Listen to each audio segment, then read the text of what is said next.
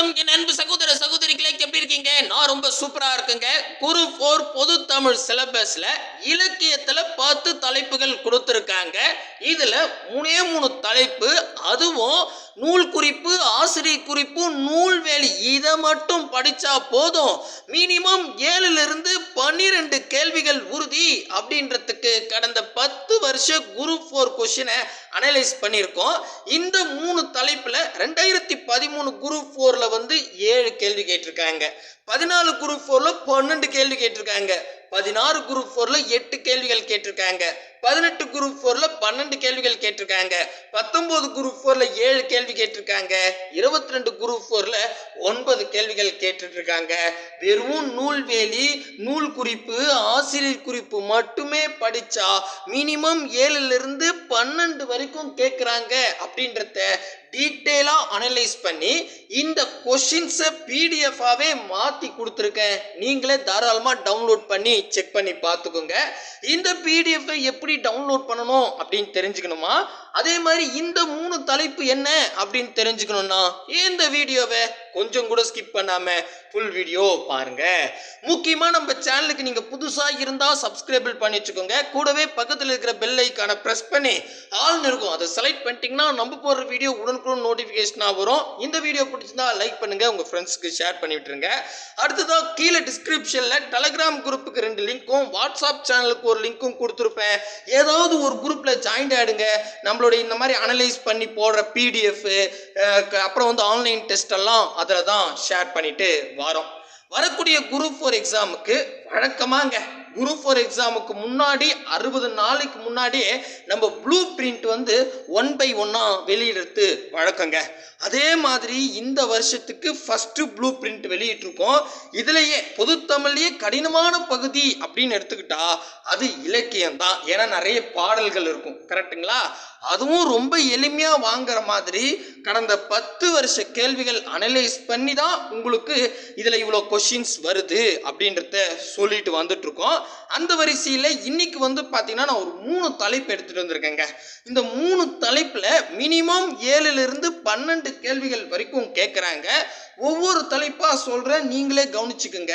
First தலைப்பா நம்ம சிலபஸ்ல மொத்தம் 10 தலைப்பு இருக்குன்னு சொன்னேன் இல்லையா? அதுல 10வது தலைப்புல சமய முன்னோடிகள் அப்படின்னு கொடுத்துருப்பாங்க. அதுல நிறைய நேம் இருக்கும். அதுல திருமூலர் இருப்பாருங்க. இந்த திருமூலர்ல இருந்து பாத்தீங்கன்னா 2013 குரூப் 4ல ஒரு கேள்வி, 14 குரூப் 4ல ஒரு கேள்வி, 16 குரூப் 4ல ஒரு கேள்வி, 18 குரூப் 4ல ஒரு கேள்வி, 19 குரூப் 4ல ஒரு கேள்வி, 22 குரூப் 4ல மட்டும் கேட்கவே இல்லை. இந்த ஒரு எக்ஸாம்ல கேட்கல, ஆனா 22ல நடந்த குரூப் 2 எக்ஸாம், குரூப் 8 எக்ஸாம், அப்புறம் 23ல நடந்த குரூப் 3A எக்ஸாம் எல்லாம் ஒரு கேள்வி கேட்டிருக்காங்க. கண்டிப்பா வரக்கூடிய குரூப் 4ல திருமூலர்ல இருந்து ஒரு கேள்வி கன்ஃபார்ம் அப்படின்னே சொல்லிடலாம். அந்த கேள்வியை நான் கீழே கொடுத்துருக்கேன், நீங்களே பாருங்களேன். நான் இந்த ஒன்றுக்கு மட்டும் படிச்சு காட்டுறேன், மீதிக்கெல்லாம் ஜஸ்ட் அனலைஸ் மட்டும் சொல்லிட்டு போயிடுறேன், சரிங்களா? இதுல ஃபர்ஸ்ட் கேள்வி கேட்டிருக்கான், உரிய விடையை தேர்க அப்படின்னு சொல்லிட்டு அகராதி என்னும் சொல் முதலாக கையாண்டவர் யாருன்னு 2013 குரூப் 4 எக்ஸாம்ல கேட்டிருக்காங்க. ஆன்சர் திருமூலர். அதுக்கு அடுத்தது ஒன்றே குலம் ஒருவனே தேவன் என்பது டேஷ் நூலின் புகழ்மிக்க தொடர் அப்படின்னு சொல்லியிருக்காங்க 14 குரூப் 4ல. இதுக்கு திருமந்திரம். அதுக்கு அடுத்தது கீழ்கண்ட நூல்களில் தமிழ் 3000 என்ற வேறு பெயர் கொண்ட நூல் எதுன்னு 2016 குரூப் 4 எக்ஸாம்ல கேட்டிருக்காங்க. திருமந்திரம். பாருங்க, இதெல்லாம் நூல்வெளி தான், சரிங்களா? அதுக்கு அடுத்தது 18 குரூப் 4ல ஒரு பாடல் கொடுத்துருக்கான்.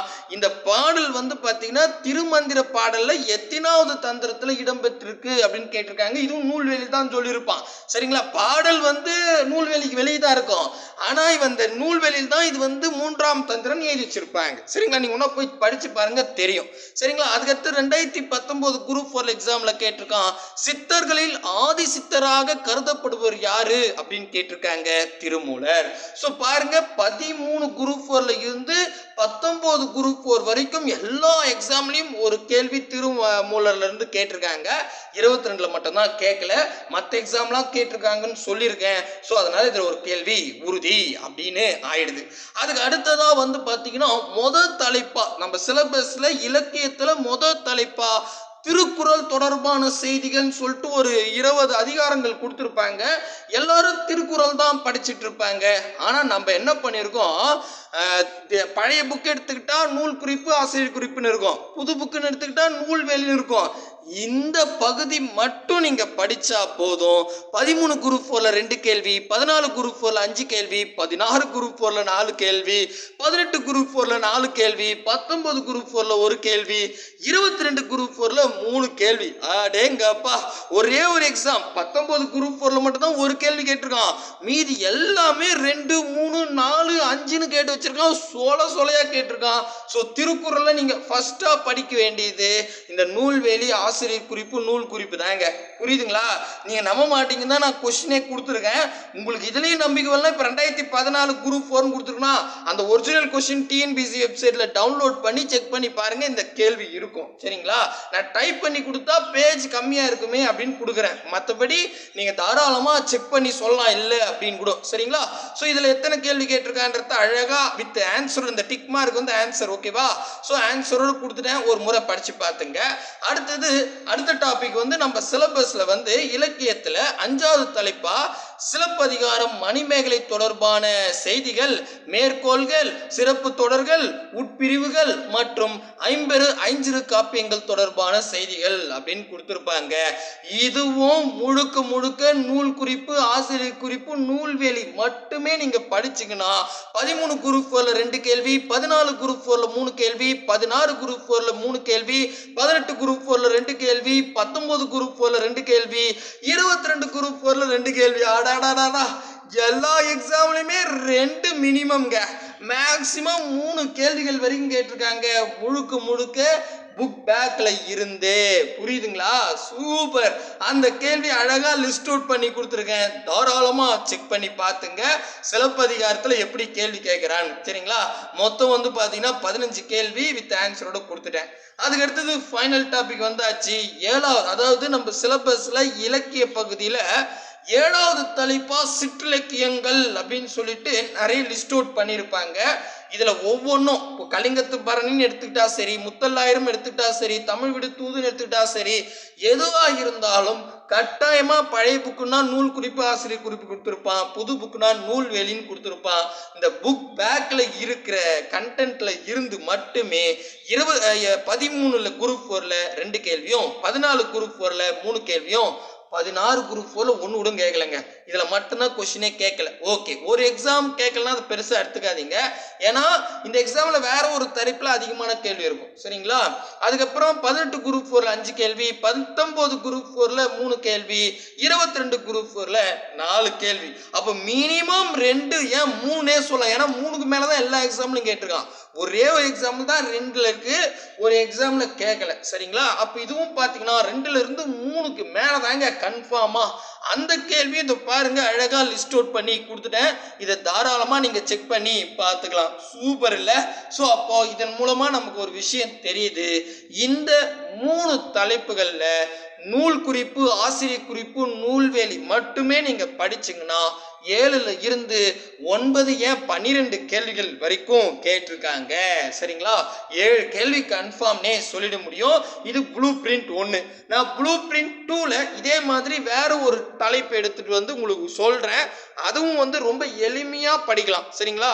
இந்த மாதிரி ப்ளூ பிரிண்ட்டை நீங்க ஃபாலோ பண்றது மூலமா நம்மளால ரொம்ப எளிமையா, நீங்க படிக்கவே இல்லை இப்பதான் சார் படிக்கிறேன், ஒரு மாசமா சும்மா திருப்பி பார்க்குறேன் அப்படின்னு சொல்றவங்க கூட 70ல இருந்து 80 கேள்வி கண்ணு மூடி டிக் பண்ற மாதிரி போடலாம். அவ்வளவு ஈஸியா இருக்கும். சரிங்களா? ஸோ இந்த ப்ளூ பிரிண்ட் மெத்தட் 1 by 1 போடும்போது உங்களுக்கு நல்ல கான்ஃபிடென்ட் வரும். அதனால தான் நம்ம சேனலை நீங்க சப்ஸ்கிரைபிள் பண்ணி வச்சுக்கோங்க அப்படின்னு சொல்றதுக்கு காரணமே. சரிங்களா? ஸோ இந்த பிடிஎஃப் எப்படி சார் டவுன்லோட் பண்றதுன்னு கேட்டீங்கன்னா கீழே டிஸ்கிரிப்ஷன்ல இப்போ டெலிகிராம் குரூப்புக்கான லிங்க்லாம் இருக்கு இல்லையா, அப்படியே வரும்போது பிடிஎஃப்னு எழுதி வச்சிருப்பேன்.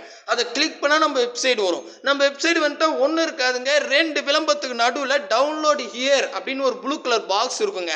அதை டச் பண்ணுங்க. அதை கை வச்சுக்கினா ஒரு 15 செகண்ட் அங்கேயே வெயிட் பண்ணுங்க. அதுக்கு மேலே தலை மேலேயே 15, 14, 13 டைமர் ஓடிட்டு இருக்கும். சரிங்களா? 15 செகண்டுக்கு அப்புறம் டவுன்லோட் நவ் அப்படின்ற ஒரு ப்ளூ கலர் பட்டன் வரும். அதை கிளிக் பண்ணால் ஆட்டோமேட்டிக்காக டவுன்லோட் ஆகிடும். கண்டிப்பாக இந்த ப்ளூ பிரிண்ட் மெத்தட் ரொம்ப யூஸ்ஃபுல்லாக இருக்கும் அப்படின்னு நம்புகிறேன். இதே மாதிரி ஜிகே வேணும்னா சொல்லுங்கள். ஏன்னா நம்ம வழக்கமாக தமிழுக்கும் மேக்ஸுக்கும் ப்ளூ பிரிண்ட் கொடுக்கறது வழக்கம். ஜிகேக்கு அந்த அளவுக்கு நம்ம கொடுக்கறது இல்லை. வேணும்னா சொல்லுங்க, கண்டிப்பாக அதுவும் அனலைஸ் பண்ணி கொடுக்கலாம். சரிங்களா? அடுத்த ஒரு நல்ல வீடியோவில் சந்திக்கலாம். பாய் பிரதர் அண்ட் சிஸ்டர்.